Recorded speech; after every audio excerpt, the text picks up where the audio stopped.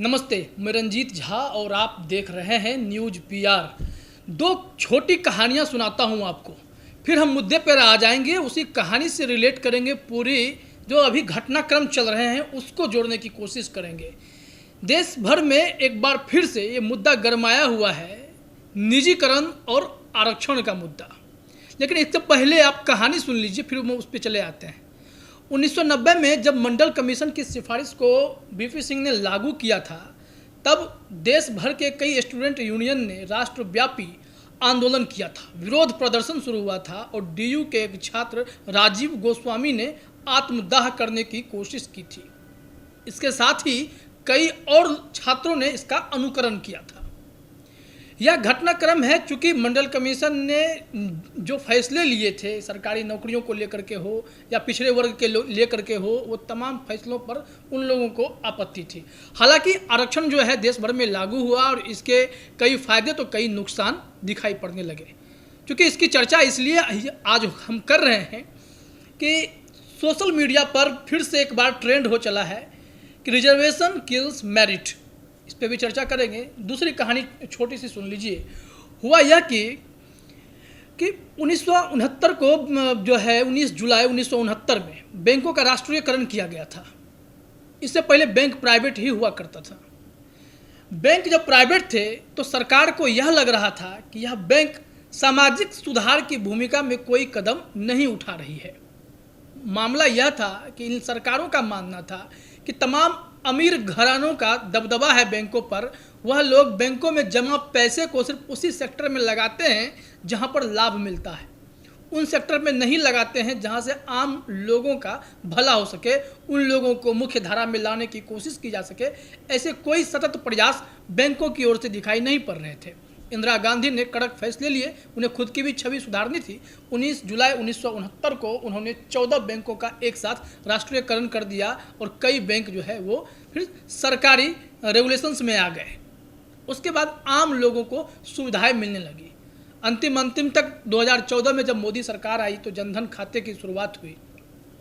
अब एक बार फिर से देश भर में रिजर्वेशन की बात जो मैंने की कि ट्वीट चल रहा है, ट्रेंड कर रहा है। इसके साथ ही साथ एक चर्चा चल रही है, प्राइवेटाइजेशन की वजह से आरक्षण खत्म हो जाएंगे। आरक्षण की आग उस वक्त भी लगी थी। आरक्षण खत्म होने की जो आशंका है वो एक बार फिर से फल फूल रही है। रेलवे की परीक्षा देने वाले छात्रों के मन में भी आशंका होगी, क्या नौकरी खत्म तो नहीं हो जाएगी, या रेलवे में आरक्षण की जो व्यवस्था होगी वह खत्म तो नहीं हो जाएगी। बैंकिंग सेक्टर में जो अगर रिजर्वेशन का कोई फायदा ले रहा है वह खत्म तो नहीं हो जाएगा। लेकिन उससे बड़ा डर यह करना है, दोनों कहानियों को जोड़िए, कि कहीं नौकरी ही तो नहीं खत्म हो जाएगी, बहाली प्रक्रिया तो बदल तो नहीं जाएंगे। ये सवाल आज सबके मन में उठ रहा है, तो सवाल हम भी पूछेंगे। और इसी पूरे कहानी को जरा जोड़िए कि कैसे प्राइवेटाइजेशन को लेकर के सरकार ने मुखर होकर के कह दिया है कि हम 33 सार्वजनिक उपक्रमों को बेच देंगे फॉर सेल। और इसके लिए कई शुरुआतें तो हो चुकी है। बजट में ही कह दिया गया था कि अभी बैंकों को भी बेचना है और एक जनरल इंश्योरेंस कंपनी को भी बेचना है। आईडीबीआई को इनकी बेचने की प्रक्रिया चली रही थी।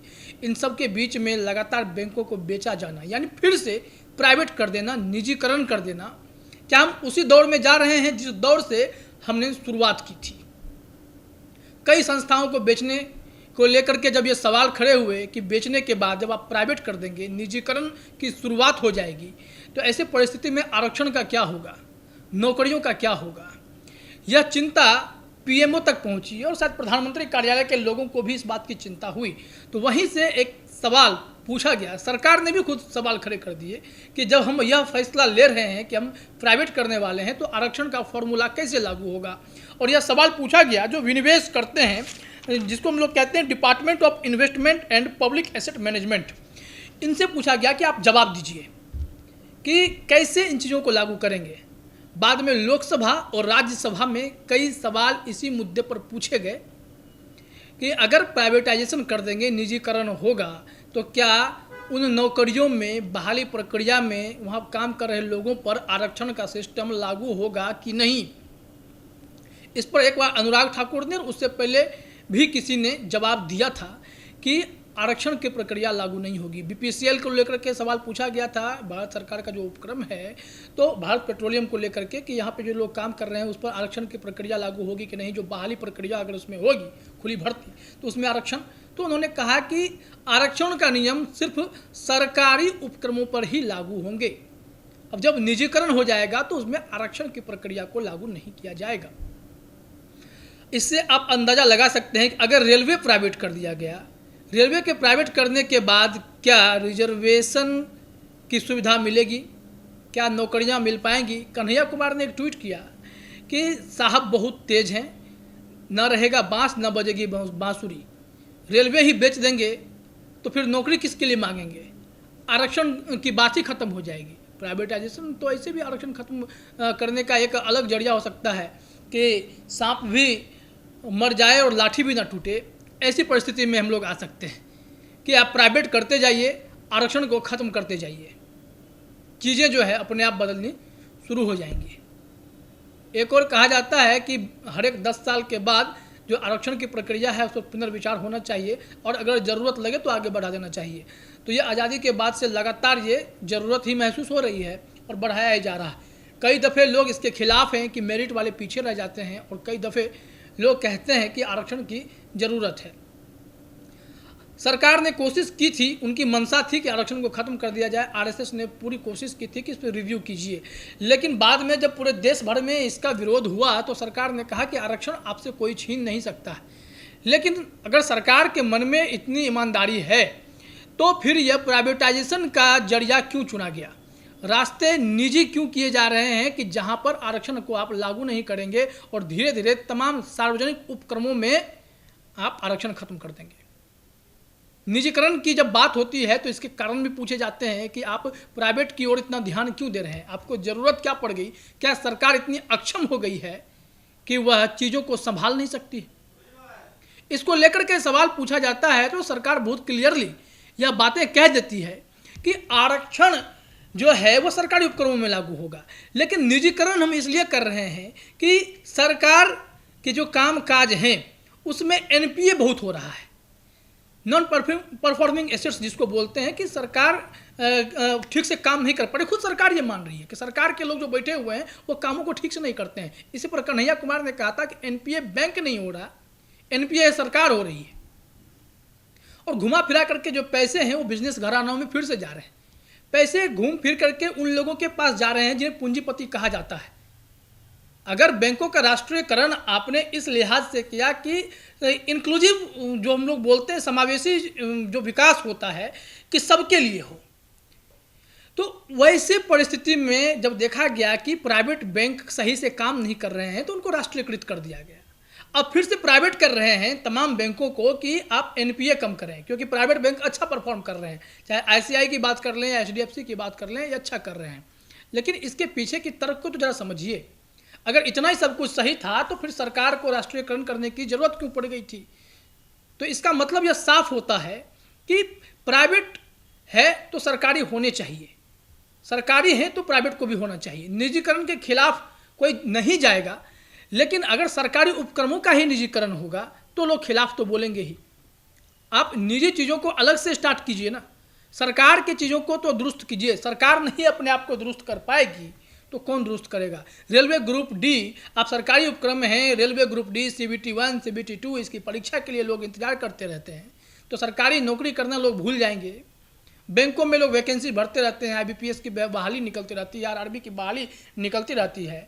अगर हम उस सब चीज़ों को देखें तो सरकार के सुस्त रवैया को अब सब कोई जानता है, लेकिन सिर्फ इस बिना पर कि सरकार सही से काम नहीं करते तो सरकार खुद को ही निजीकृत कर देगी, यह कहीं से जायज़ नहीं लगता। फिर सरकार की ज़रूरत क्या है, फिर क्या है, ईस्ट इंडिया कंपनी चलाएंगे क्या, ईस्ट इंडिया कंपनी की गुलामी करेंगे, सारे चीज़ प्राइवेट हो जाएंगे, फिर मनमानी होगी, मोनोपोली होगी।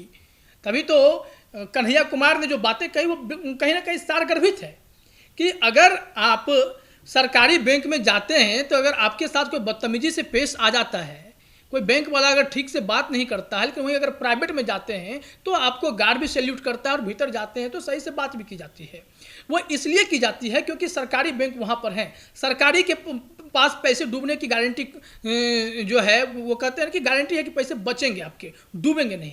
प्राइवेट के पास होता है कि बैंक कभी भी गड़बड़ कर सकती है, लेकिन सरकार का सिस्टम ऐसा हो गया कि कई सरकारी बैंक एनपीए होते जा रहे हैं और प्राइवेट बैंक अच्छा परफॉर्म कर रहे हैं। लेकिन आप देखेंगे कि अगर सरकारी चीज़ों को बंद कर दिया जाएगा तो फिर प्राइवेट में भी वही काम शुरू होगा जो अभी सरकारी में चल रहा है। प्राइवेट वाले जो इज्जत करते हैं वो भी धक्का देने लगेंगे। तो इससे यह साबित होता है कि अगर सरकारी स्कूल हैं तो प्राइवेट स्कूल भी हैं। प्राइवेट स्कूल पढ़ाने वाले अधिक पैसे वाले पढ़ा रहे हैं, लेकिन सरकारी स्कूल में भी वो लोग पढ़ें। सब कुछ अगर आप निजीकृत कर देंगे, कई स्टेशनों को बेचने की जो बात हो जाती है, रेलवे को बेचने की बात हो जाती है, बैंकिंग को बेचने की बात हो जाती है, इन तमाम चीज़ों को अगर आप बेच ही देंगे तो फिर आम लोग जिनके आर्थिक आय अभी तक बढ़ी नहीं है, और ऐसा इसीलिए मैं कह रहा हूँ क्योंकि 1969 में भी यही हुआ था, जब इंदिरा गांधी को लगा कि आम लोग तो बैंकिंग से जुड़ ही नहीं रहे हैं, या आम लोगों तक हम पैसा पहुंचा ही नहीं रहे हैं, राजा महाराजा जो है एकाधिकार किए हुए हैं इस पे, तो उनके लाभ को कम करने के लिए, उनको पैसे पर रोकने के लिए सरकार ने ये राष्ट्रीयकरण किया बैंक का, और फिर राष्ट्रीयकरण के बाद वो पैसा आम लोगों तक पहुंचा, आम लोगों ने बिजनेस शुरू किया, आम लोगों को नौकरियां मिलने लगी और बैंक में उन लोगों का भी पैसा जाने लगा। तो इससे पूरा सिस्टम हुआ, रोटेट हुआ। ये एक प्रभुत्व था एक अमीर घरानों का, वह खत्म हुआ और लोगों में सामाजिक सुधार देखा गया। अब ऐसी स्थिति आ गई, बड़ी चालाकी से आपने जनधन खाता खुलवा दिए, उसमें पैसे रखने की बाध्यता खत्म कर दी, लेकिन अब बाद में बैंक जो है फाइन लेना शुरू कर देती है और बाद में कहती है कि अगर आप एटीएम से पैसे निकालेंगे तो आपको फाइन देना पड़ेगा, 5 से अधिक ट्रांजैक्शन कर देंगे तो फाइन लगेगा। तो हर एक तरीके से आप ही के पैसे को सरकार आपसे मांगती है और आपके ऊपर फाइन जोड़ देती है। प्राइवेटाइजेशन के बाद संभव है कि यह चीज़ें और बढ़ जाएंगी। तो निजीकरण और आरक्षण दोनों एक दूसरे को रिलेट करते हैं। प्राइवेटाइजेशन के बाद आरक्षण पर भी खतरा बन रहेगा, साथ ही साथ बहाली प्रक्रिया पर असर पड़ने वाली है कि प्राइवेट में बहाली प्रक्रिया क्या, उतनी पारदर्शिता उसमें दिखेगी क्या, कि सरकार तो खुली भर्ती निकालती है, उसमें तमाम तरीके के जो होते हैं स्टेप्स लिए जाते हैं, लेकिन आप देखेंगे प्राइवेट बैंक में बड़ा दिक्कत है। चाहे प्राइवेट सेक्टर में कहीं भी आप जाएंगे, किसी भी छोटी छोटी कंपनी में आप जाते हैं, आपको पता नहीं होता है कि आप नौकरी करने जा रहे हैं, आपके पैसे की क्या गारंटी है, क्या नियम है, क्या कानून है। सरकार इसको लेकर के कोई जवाब नहीं दे रही है कि निजीकरण का जो घाटा होगा, आम जनता पर जो इसका सीधा असर पड़ेगा, उस पर कोई बातें नहीं हो पा रही है। ऐसे में सरकार पर लोग भरोसा कैसे करेंगे कि आप लगातार 33 सार्वजनिक उपक्रमों को बेच देंगे तो बहाली प्रक्रिया पर असर नहीं पड़ेगा, आरक्षण पर असर नहीं पड़ने जा रहा है, इसकी गारंटी नहीं है। जब पीएमओ के पास इसका जवाब नहीं है और लोकसभा और राज्यसभा में जब इससे सवाल पूछे जाते हैं तो यह स्पष्ट कर दिया जाता है कि आप लोगों को सरकारी चीज़ों में ही आरक्षण दिया जाएगा, लेकिन इसके अलावा अगर आप कुछ खोजते हैं तो फिर वहाँ पर आरक्षण जैसी कोई बात नहीं रहेगी, प्राइवेट में हम नहीं दे सकते। तो इसलिए मैं कह रहा हूँ बड़ी चालाकी से प्राइवेटाइजेशन की ओर सरकार बढ़ रही है ताकि आरक्षण खत्म हो जाए। अगर नौकरी कर दी है रेलवे में, करोड़ों की लोग अगर बहाली के लिए अप्लाई कर दे रहे हैं, निजीकरण के बाद परिदृश्य बदल जाएगा, जो आरक्षण का लाभ लेने वाले हैं उनको आरक्षण नहीं मिलेगा। तो ऐसे में सिस्टम पर सवाल खड़े होंगे। आज खुल करके कई नेता विरोध कर रहे हैं, कई संगठन विरोध कर रहे हैं, बैंक के कर्मचारी विरोध कर रहे हैं कि बैंक को बचाइए, देश को बचाइए, बैंक को प्राइवेट होने से रोकिए। आपने एक वक्त प्राइवेटाइजेशन का दर्द देखा तो दोबारा फिर से प्राइवेटाइज करने की ज़रूरत क्या है। इसलिए मैंने शुरुआत में 2 कहानी आपको सुनाई थी कि कैसे एक आरक्षण का दंश आया तो लोगों ने आत्मदाह करने की कोशिश कर ली, और दूसरी बार जब बैंकों की मनमानी बढ़ गई तो राष्ट्रीयकरण किया गया ताकि आम लोगों का जो है इसमें समावेशी विकास हो सके। जो ये कहा जाता है कि तमाम जो गरीब लोग जो इस मुख्य धारा से दूर थे उन लोगों को बैंकिंग से जोड़ दिया जाए, उस वक्त का कॉन्सेप्ट था। और इस वक्त उनको जोड़ने के बाद फिर से बैंक को प्राइवेट करने की दिशा में काम करना, यह सरकार की मंशा हमें समझ में नहीं आती है। क्या यह कॉन्सेप्ट क्या था, इसको जरा आप सोचिए कि जब आम लोगों को बैंक से जोड़ना था तो राष्ट्रीयकरण कर दिए और उसके बाद हम जोड़ लिए तो फिर प्राइवेट कर रहे हैं। बैंक बचाना होगा, बैंक के कर्मचारी इसके लिए मुहिम छेड़े हुए हैं। रेलवे अगर बिक जाएगा, रेलवे की पटरी पे अगर निजी ट्रेनें चलेंगी और वहाँ पर आपके पास अगर मनमाने पैसे आपसे वसूले जाएंगे, कई चीज़ें तो लगातार जो है वो बिकती ही जा रही हैं। एयरपोर्ट का भी नीलामी कर दिया गया, पोर्ट्स की नीलामी हो रही है। तो ऐसे में इन सभी चीज़ों को अगर बेच ही दिया जाएगा तो आम लोग कैसे समझ पाएंगे कि हमें अब आगे करना क्या है। सरकार की पॉलिसी अभी तक इस पर कुछ क्लियर नहीं है। मैं आज देख रहा था ट्विटर पर ट्रेंड चला कि रिजर्वेशन किल्स मेरिट। ये एक बड़ा सवाल है कि यह हमेशा से चर्चा का विषय रहा है कि रिजर्वेशन को कब खत्म करना चाहिए या रिजर्वेशन का आधार क्या होना चाहिए। इस पर कई कमीशंस बने, कई आयोग बने, बहुत सालों से ये प्रक्रिया चलती आ रही है, लेकिन आरक्षण है कि यह लगातार लागू है और जो इससे आहत है वो दुखी रहते हैं, जो आहत नहीं है, जिन्हें इसका फ़ायदा मिलता है, वो कहते हैं इसे लागू रहने देना चाहिए। तो इसमें इन सब तमाम चीज़ों को देखने के बाद मुझे लगता है कि यह यक्ष प्रश्न बन के रह गया है कि सरकार जैसे कि LIC को, एयर इंडिया को, पवन हंस को, BEML को, NINL को, शिपिंग कॉरपोरेशन को, इन तमाम चीज़ों को बेचने की प्लानिंग कर रही है। इन सब चीज़ों को बेच देने के बाद इनमें काम कर रहे लोगों की सुरक्षा की गारंटी क्या होगी, प्राइवेटाइजेशन के बाद क्या गारंटी है कि इनको नौकरी से जब मर्जी तब निकाल नहीं दिया जाएगा, इसकी क्या गारंटी है, कौन जवाब देगा। फिर नई बहाली होगी, उसमें आरक्षण की प्रक्रिया को लेकर के सरकार के पास कोई स्पष्ट नीति नहीं है, तो फिर लगातार आप कैसे काम कर सकते हैं। सुप्रीम कोर्ट ने भी स्पष्ट कर दिया है कि किसी भी सूरत में आप 50% से अधिक आरक्षण नहीं दे सकते हैं। तो कई राज्य 68%, 70% आरक्षण देने की बात करती है और आबादी के आधार पर, पिछड़ा के आधार पर, उनके आधार पर आरक्षण तय करने की बात यह देश करता है, जहाँ के देश के नेता करते हैं। लेकिन जब हम पूरे सिस्टम को खंगालने की कोशिश करते हैं और मोदी सरकार की नीतियों को देखने की कोशिश करते हैं, तो यह स्पष्ट बताता है कि आरक्षण और निजीकरण एक दूसरे को रिलेट कर रहा है और बैकडोर से हम आरक्षण को जो है ख़त्म करने के लिए निजीकरण का सहारा ले रहे हैं। इस मुद्दे पर आपकी क्या राय है, आप ज़रूर बताइएगा, क्योंकि मैं तमाम इन पॉइंट्स को नोट कर रहा था, मैं देख रहा था। ये साफ साफ सरकार ने भी कई जगह यह कह दिया कि आरक्षण नीति प्राइवेट सेक्टर में हम लागू नहीं कर सकते और निजीकरण को भी हम रोकेंगे नहीं। तो राय रखिएगा कि आखिर सरकार के इस फैसले के साथ जाना उचित है या सरकार के जो फैसले हैं निजीकरण का, उसका विरोध करना भी आपका हक बनेगा। न्यूज़ PR में फिलहाल इतना ही। बाकी खबरों के लिए आप बने रहिए हमारे साथ। आपका बहुत बहुत धन्यवाद।